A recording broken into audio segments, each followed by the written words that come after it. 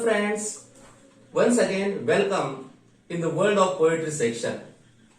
In our today's video lecture, we are going to see the fourth poem from our 9th standard English syllabus. Please listen, विद्यार्थी मित्र हो. आपण यापूर्वी unit क्रमांक 1 मधील 2 आणि युनिट क्रमांक 2 मधील 1 अशा 3 कविता पाहिलेल्या आहेत. In our today's video lecture, we are going to see the fourth poem, Please Listen. आज आपण Please Listen ही चौथी कविता अभ्यासणार आहोत.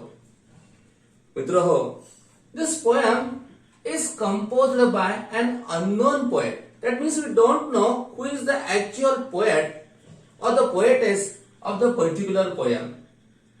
This poem has just two characters. First of all, a child who is a teenager, means just like you, and a listener is a parent, maybe is a father or mother or any elder person from his family or society. And here a child is speaking to his father. The misunderstanding between a child and parents is the theme of the particular poem. विद्यार्थी मित्र हो, ही कविता तुमच्याच वयाच्या एका टीनेजरची आहे. या कवितेतून हा जो टीनेजर आहे, हा टीनेजर आपल्या पालकांशी संवाद साधतोय. संपूर्ण कवितेमध्ये आपण दोनच पात्र पाहणार आहोत. एक म्हणजे स्पीकर की जो टीनेजर आहे, आणि दुसरा त्याचे पॅरेंट्स, कदाचित त्याची आई असेल, त्याचे बाबा असतील, किंवा घरातील कोणताही बुजुर्ग व्यक्ती त्या ठिकाणी असेल. आणि पालक आणि विद्यार्थी, पालक आणि पाल्य यांच्यामध्ये जी मिसअंडरस्टँडिंग होते त्याबद्दल माहिती सांगणारी ही अतिशय सुंदर आणि तुमच्या जीवनाशी निगडीत तुमचे जे अनुभव आहेत ते अनुभव सांगणारी अशी ही प्लीज लिसन कविता. In this poem we have to see misunderstanding between a parent and a child. मित्र हो, या कवितेमध्ये आपल्या पुस्तकातील ही सगळ्यात मोठी लेंथ पाहिले, स्टांजास पाहिले, सेंटेन्सेस पाहिले तर आपल्या सिलेबस मधील एव्हाना 9वी आणि 10वी दोन्ही इयत्तांमधील ही सर्वात मोठी असणारी ही कविता. या कवितेमध्ये जो टीनेजर बोलतोय तेव्हा शब्द देखील टीनेजरचेच या ठिकाणी कवीने वापरलेले आहेत. यामध्ये कोणत्याही प्रकारच्या राईम स्कीमला महत्व दिलेलं नाही. त्याचप्रमाणे या कवितेमध्ये जे स्टांजाज आहेत त्या स्टांजामध्ये अनइक्वल लेंथ असणाऱ्या ओळी कवीने वापरलेले आहेत. म्हणजे कोणत्याही दोन स्टांजामधील ज्या सेंटेन्सेस आहेत, नंबर ऑफ लाईन्स आहेत, त्या कुठेही समान नाहीयेत. तर ज्याप्रमाणे एखादा टीनेजर बोलतो अगदी तसंच भासावं अशा प्रकारची ही कविता आहे. या कवितेमध्ये a teenager is requesting his a father, may be his a mother or any parent to listen him. What is by listen? To listen means to understand, to hear with understand, to hear purposefully with understanding.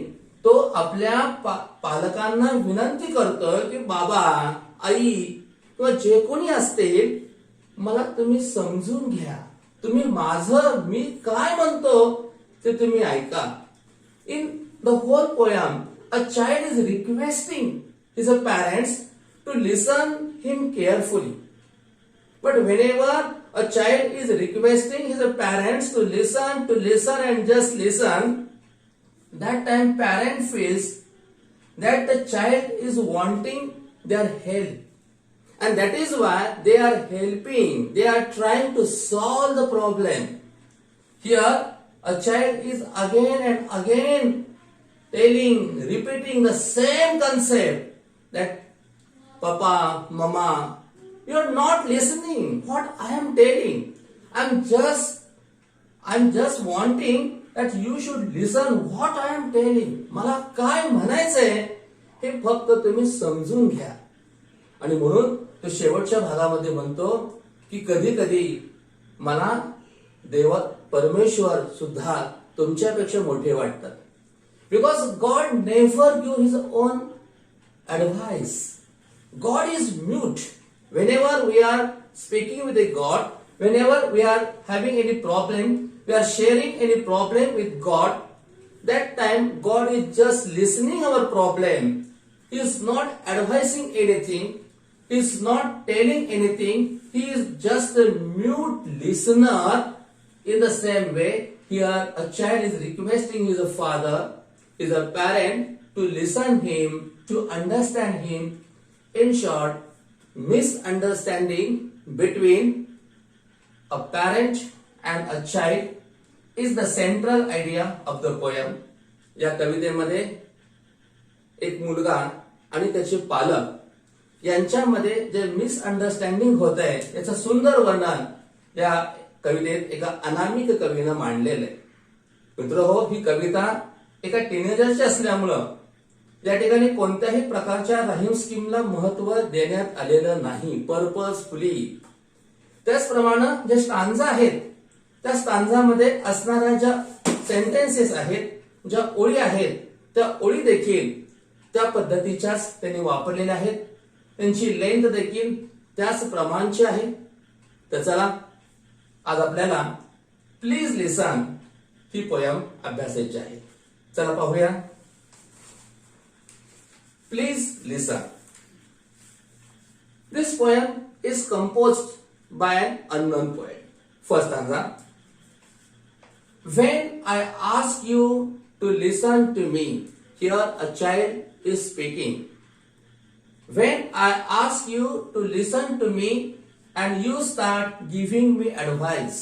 तो मुलगा म्हणतो की जेव्हा जेव्हा मी तुम्हाला विनंती करतो की तुम्ही माझं लक्षपूर्वक ऐका, you start giving me advice. त्यावेळेस तुम्ही काय करता तर मला सल्ला द्यायला सुरू करता. You had not done what I ask. मी तुम्हाला काय म्हणतोय? मी तुम्हाला म्हणतोय की तुम्ही माझं ऐकून घ्या, परंतु ऐकून घेण्याऐवजी तुम्ही मला सल्लाच देताय. In the first stanza a child is telling his a parent that whenever he is requesting his parents to listen him carefully, that time parents are just giving the advice. That means his parents are not doing what a child is wanting. कवितेच्या पहिल्या स्टांजामध्ये कवी म्हणतो की जेव्हा जेव्हा मी तुम्हाला ऐकून घ्या असं म्हणतो, तेव्हा तेव्हा तुम्ही मला सल्ले देता. याचा अर्थ मी काय म्हणतोय हे तुम्ही ऐकत देखील नाही. Let us see second stanza. When I ask you to listen to me, हीच लाईन बघा. When I ask you to listen to me. आपल्या कवितेची सुरुवात याच ओळीने झालेली आहे. हीच ओळ दुसऱ्या कवितेत देखील आहे, दुसऱ्या स्टांजात देखील आहे, तिसऱ्या स्टांजाची सुरुवात देखील याच सेंटेन्सने झालेली आहे. That means the poet has used a repetition. तुम्हाला क्रिटिकल अप्रिसिएशन लिहित असताना उपयोगी पडणार आहे figures of speech repetition. Because when I ask you to listen to me, तो सारखा पुनरावृत्ती करतोय, तो ठासून सांगतोय की बाबा तुम्ही काय करता. When I ask you to listen to me, तुम्हाला मी एवढंच म्हणतोय की तुम्ही माझं लक्षपूर्वक ऐका. And you begin to tell me why. तुम्ही काय करता की माझ्यामध्ये काहीतरी चुकलंय, तू कुठंतरी मिस्टेक केलेली आहे असं तुम्ही समजता. I should feel that way. You are trampling on my feelings. Trampling, see trampling, TRAMPLING. Trampling means ignore feelings. तुम्ही माझ्या ज्या भावना आहेत त्या माझ्या भावना अक्षरशः इग्नोर करताय किंवा पायाखाली तुडवताय. जेव्हा जेव्हा मी तुम्हाला म्हणतो की बाबा तुम्ही माझं शांतपणे ऐकून घ्या, तेव्हा तुम्हाला असं वाटतं की मला काहीतरी तुमची गरज आहे आणि मग तुम्ही माझ्या भावना अक्षरशः पायाखाली तुडवता. Say in second stanza whenever a child is requesting his father, that time his father is just trampling the feelings of a child. Now see the third stanza. Once again the stanza begins with the same sentence. When I ask you to listen to me, that is the repetition. I have told you, this line is repeated for 3 times to show the intensity. त्या मुलाला काय सांगायचंय, the intensity. When I ask you to listen to me and you feel you have to do something. जेव्हा जेव्हा मी तुम्हाला सांगतो की बाबा मला शांतपणे ऐकून घ्या, तेव्हा तेव्हा तुम्हाला वाटतं की काहीतरी मला गरज आहे, and you feel you have to do something, आणि तुम्हाला माझ्यासाठी काहीतरी करायचंय टू सॉल्व्ह माय प्रॉब्लेम. तुम्हाला उगाच वाटतं की मी संकटामध्ये आहे, मी संकटात आहे, मला प्रॉब्लेम आहे आणि तो प्रॉब्लेम तुम्हाला सॉल्व्ह करायला मी सांगतोय. यू हॅव फेल्ड मी. तुम्ही अपयशी ठरलेला आहात, मला समजून घ्यायला तुम्ही अपयशी ठरलेला आहात. Strange as that may seem. See, strange and seem. These 2 sounds are repeated again and again. It is alliteration. Strange as that may seem. This is an example of alliteration figures of speech. Once again, see, whenever a child is requesting his father to listen him, that time father feel that the son is having some problem and he wants the help.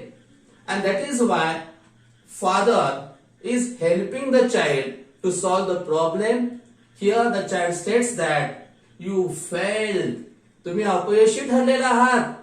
मला काय म्हणायचंय ते समजून घेण्यामध्ये तुम्ही अपयशी ठरलेला आहात. Now let us see the fourth stanza. तुम्ही जर पहिला स्टांजा पाहिला तर पहिल्या स्टांजामध्ये 3 सेंटेन्सेस आहेत. सेकंड स्टांजा मध्ये 4 लाईन्स आहेत. थर्ड स्टांजा मध्ये 5 लाईन्स आहेत. पुढच्या स्टांजा मध्ये परत अनइव्हन लाईन्स आहेत. म्हणजे हा मुलगा नॅचरली बोलतोय. Listen, all I ask is that you listen. मी फक्त एवढंच विनंती, I am just requesting. What? I want you to listen what I am telling. Don't talk or do, just hear me. See, talk and hear. These are 2 opposite words. Talk and hear. And that is why it is antithesis. या ठिकाणी figures of speech antithesis वापरलेलं आहे. And talk or do, just hear me. Advice is cheap. 20 cents. Cent is the smallest coin. Advice is cheap. 20 cents will get you both dear Abby and Billy Graham in the same newspaper. जसं वर्तमानपत्रामध्ये स्तंभ असतात, प्रश्न तुमचा उत्तर आमचं, त्याप्रमाणे Abby आणि बिली ग्रॅम हे जे स्तंभ आहेत याच्यावरती प्रश्न विचारला जातो, त्याचं उत्तर दिलं जातं. त्या पद्धतीनं एखादा सल्ला देणं हे अतिशय स्वस्त असतं, अतिशय सोपं असतं. मला तुमचा असा स्वस्त 20 सेंट्स मधला अगदी कमी किमतीचा असा सल्ला नको आहे. And I can do for myself. मी ते करू शकतो, माझा निर्णय मी स्वतः घेऊ शकतो. I am not helpless. मी कुठल्याही प्रकारचा हेल्पलेस नाहीये. May be discouraged. थोडासा मी डिस्करेज्ड आहे. Discouraged means disheartened. थोडासा मी डिसहार्टन्ड आहे. अँड फ्लॅटरिंग. थोडासा फ्लॅटरिंग आहे. लेस इफेक्टिव्ह आहे. थोडासा मी अडखळतोय. एखादा निर्णय घेत असताना मी थोडासा डिस्करेज्ड आहे, थोडासा मी अडखळतोय, याचा अर्थ मी अपयशी नाही. And I can do for myself. I am not helpless. May be discouraged and flattering but not helpless. परंतु लक्षात घ्या, मी हेल्पलेस नाहीये.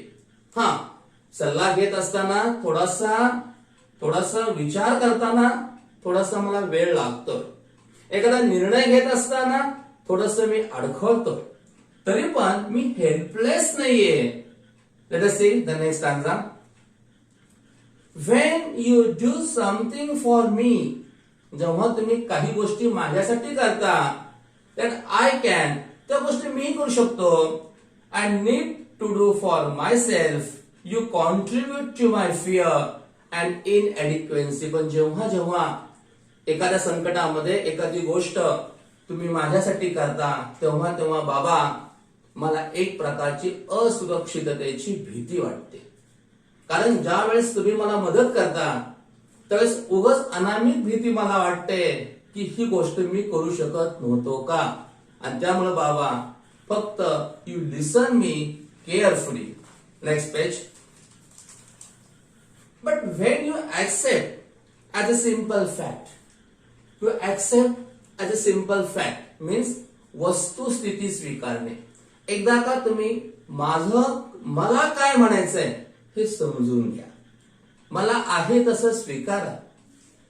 But when you accept me as a simple fact that I feel what I feel, मला काय वाटतं, मला काय म्हणायचंय हे तुम्ही एकदा जर समजून घेतलं, नो मॅटर हाऊ इरॅशनल, कसं आहे इरॅशनल म्हणजे कसं विवेकशून्य आहे, then I can stop trying to convince you. मग तुम्हाला सांगायची मला आवश्यकताच नाही.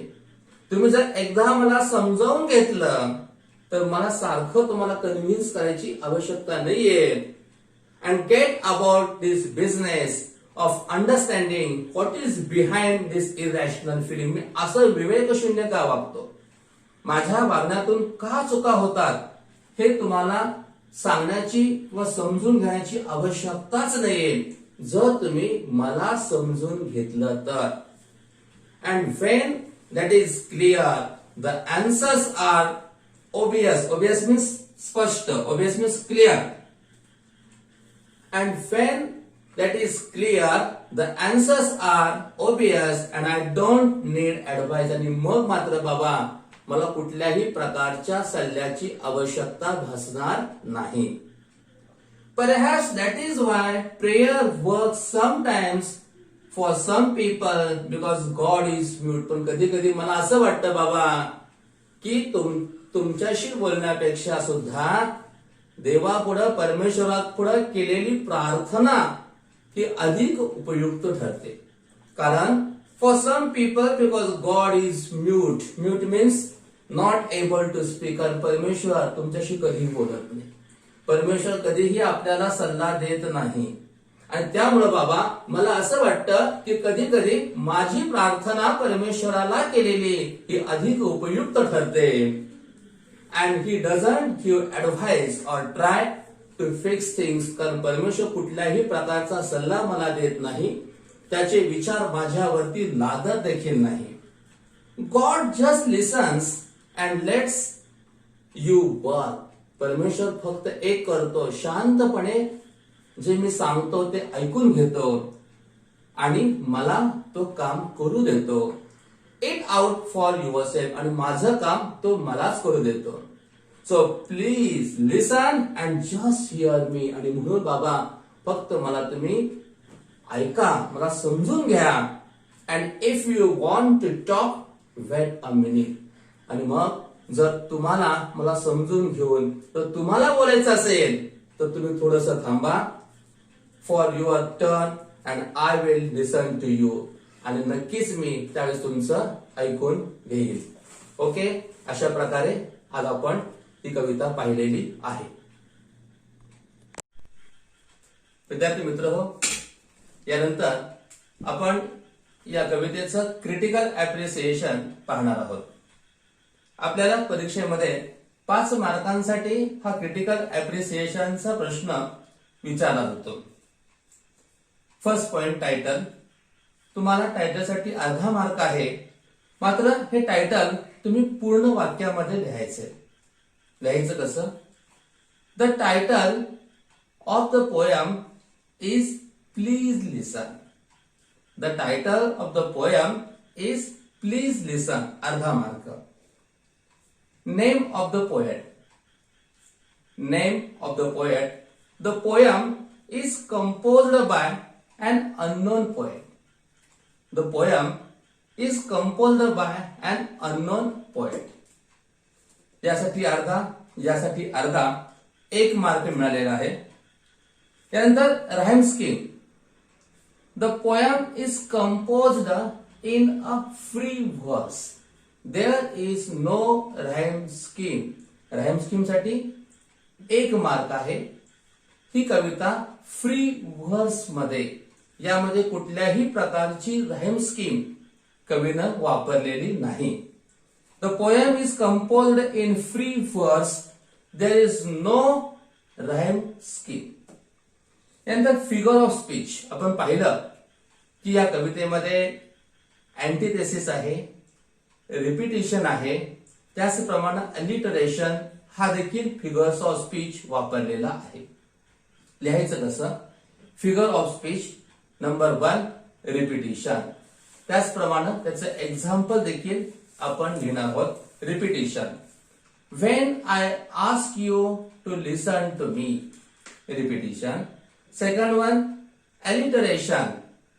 Strange as that may seem. Strange as that may seem. Alliteration. आणि तिसरा फिगर्स ऑफ स्पीच आहे अँटिथेसिस. डोंट टॉक और do just hear me. Don't talk और डू जस्ट हियर मी. हा झाला अँटिथेसिस. आपल्याला परीक्षेमध्ये कोणताही एक figure of speech with example लिहायचं आहे. अशा प्रकारे टायटल आणि पोएट यासाठी 1 मार्क, राईम स्कीम 1, 2 झाले, फिगर ऑफ स्पीच 1, 3 झाले. पुढील 2 मार्क हे आपणाला थीम साठी आहेत. साधारणपणे 3 ते 4 पॉइंट्स मध्ये आपण थीम लिहिणार आहोत. Theme mutual understanding between younger and elder people. जी मोठी माणसं आहेत आणि जी लहान मुलं आहेत, या लहान आणि मोठ्या मधील जी म्युच्युअल अंडरस्टँडिंग आहे इज द थीम. ही या कवितेची मुख्य संकल्पना आहे. Here a teenager is speaking to his parent or father. He is requesting him to listen carefully. या कवितेमध्ये तो मुलगा आपल्या बाबांना किंवा आपल्या पालकांशी बोलतोय. ही इज रिक्वेस्टिंग. तो विनंती करतोय टू लिसन केअरफुली. त्याचं म्हणणं शांतपणे ऐकून घ्या. विदाउट गिव्हिंग हिम ऍडवाइस. कोणत्याही प्रकारचा सल्ला न देता तो पालकांना विनंती करतोय की मला समजून घ्या. Once again, mutual understanding between younger and elder people is the theme. Here a teenager is speaking to his father. He is requesting him to listen carefully without giving him advice. अशा प्रकारे आपण या कवितेचं critical appreciation लिहायचं आहे. Okay मित्रहो, कोरोनाच्या या संकटामुळं आपला जो 9वीचा इंग्रजी विषयाचा सिलेबस आहे तो काही प्रमाणात कमी केलेला आहे. हे तुम्हाला सांगितले तरी देखील प्रथम सत्र एक्झाम जेव्हा होईल तेव्हा त्या एक्झाम साठी जे टॉपिक असणार आहेत त्याबद्दल आपण थोडक्यात चर्चा करूया. युनिट नंबर 1 मधील पहिली कविता वॉक अ लिटल स्लोवर. ही कविता मी स्वतः घेतलेली आहे. त्याचं क्रिटिकल ऍप्रिसिएशन देखील मी तुम्हाला लिहून दिलेलं आहे. त्यानंतर द फन दे हॅड हे एनव्ही सरांनी घेतलेलं आहे. Hope is the thing with feathers. ही पोयम मी स्वतः घेतलेली आहे. त्याचे क्रिटिकल ऍप्रिसिएशन सुद्धा घेतलेलं आहे. द स्टोरी ऑफ टी हा लेसन एनव्ही सरांनी घेतलेला आहे. द नेकलेस हा सुद्धा एनव्ही सरांनी घेतलेला आहे. म्हणजे पहिलं युनिट आपलं पूर्ण झालेलं आहे. दुसऱ्या युनिट मधील जी पहिली कविता आहे कंपॅरिझन्स, ही कविता मी घेतलेली आहे. हेलन केलर 2.2 आणि 2.3 मार्क ट्वेन हे दोन्हीही टॉपिक सिलेबस मधून डिलेट झालेले आहेत. सिलेबस मधून कमी झालेले आहेत. 2.2 हेलन केलर आणि 2.3 मार्क 20 हे परीक्षेला विचारले जाणार नाहीत. 2.4 प्लीज लिसन ही पोयम आपण आताच पाहिलेली आहे. प्रथम सत्रासाठी फक्त एकच लेसन राहतोय, अ प्ले. हा लेसन थोड्या दिवसामध्ये वेळापुरेसह सुरू करणार आहेत. मित्रहो, त्याचप्रमाणे आपण ग्रामरचे 2 व्हिडिओ सुद्धा पाहिलेले आहेत आणि रायटिंग स्किलच्या बाबतीमध्ये मी 8 व्हिडिओ तयार करतोय. त्यापैकी 5 व्हिडिओ तयार झालेले आहेत, तुमच्यापर्यंत पोहोचवलेले आहेत. Question number 6 expand the theme आणि इन्फॉर्मेशन ट्रान्सफर प्रत्येकी 2-4 व्हिडिओ आणि क्वेश्चन नंबर 5 मधील जो ड्राफ्टिंग अ स्पीच त्याचा 5वा व्हिडिओ तुम्हाला यापूर्वी मी टाकलेला आहे. तरी सुट्टीमध्ये आपण जास्तीत जास्त या रायटिंग स्किलचा आणि ग्रामरचा अभ्यास करायचा आहे. Okay, thank you very much.